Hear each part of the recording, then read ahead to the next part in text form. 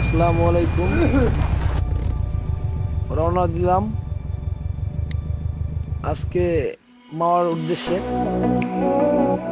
মাওয়াতে যাওয়ার উদ্দেশ্য হচ্ছে আপনার ইলিশ ভাজা খাওয়া মূলত। তো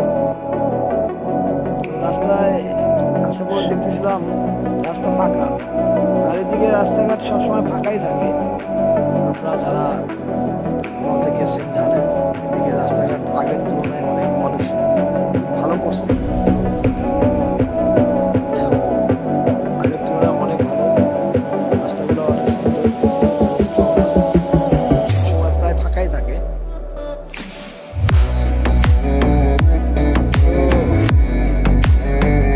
তো আমরা দীর্ঘ 1 ঘন্টার পর চলে আসছি প্রায় আবদুল্লাপুরের কাছাকাছি।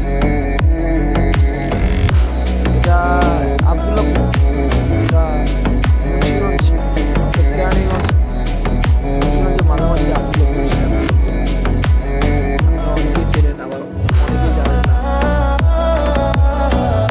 যারা মাওয়াতে গেছেন ফেরিঘাটে তারা হয়তো বা চিনবেন। এই তো হাজিবাজার।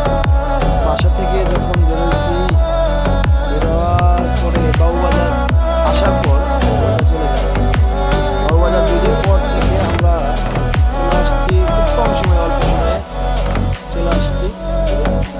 আর বেশিক্ষণ সময় লাগবে না মনে হয়, আমরা প্রায় কাছাকাছি চলে আসছি মাওয়ার। আর কয়েক মিনিট লাগবে যাইতে।